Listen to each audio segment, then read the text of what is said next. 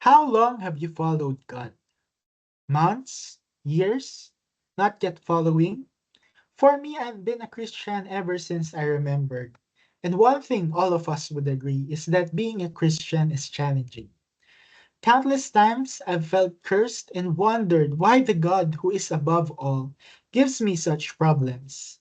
Don't get me started on the things we have to give up: friends, loved ones, family, habits. Some even gave up their pet. Also, the responsibility of bearing the name of Christ. And worst part is, you look around, see other people drinking, sinning, and they are faring better than you at life, while you are stuck there with a worsening depression and anxiety, or maybe struck with an illness. I mean, what's even the point of our faith? Today, let's look what the Bible answers. Let's read Job 2 verse 9. Then his wife said to him, "Do you still hold fast to your integrity? Curse God and die." So, a background on this: Job was like us, a believer. But then God allowed Satan to bring disasters upon his life to test him.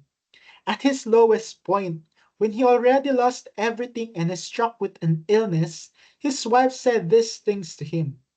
In the point of view of his wife, she must have wondered, what's the point of Job's faith?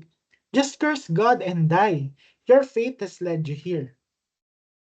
While in this situation, it would be impossible for Job to understand the purpose of God.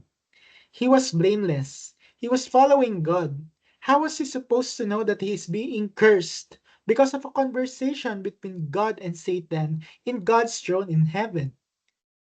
But just because you do not understand what is happening, you must give up on your faith. In fact, you do not need to understand the situation. Job had friends who visited him.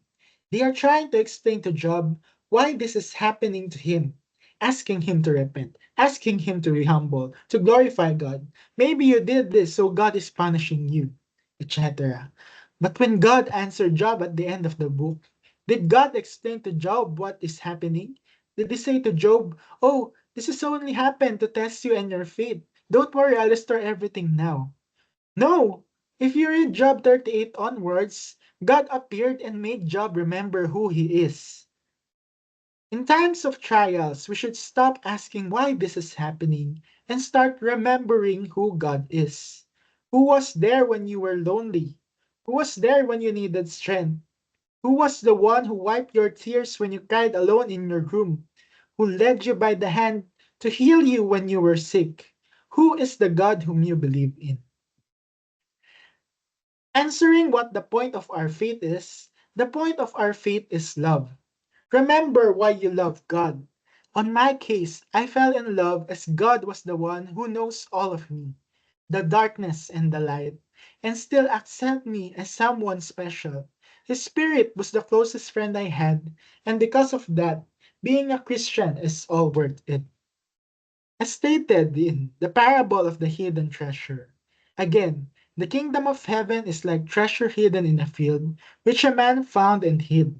And for joy over it, he goes and sells all that he has and buys that field. This faith is my greatest treasure, my secret weapon, my life. And no matter what trials and difficulties in life, when I remember who God is and when I remember my love, I am satisfied. And this is the treasure that those who do not know Him does not have. It is something only we Christians have, and we should be thankful for. Peace be with you, and may God bless us all.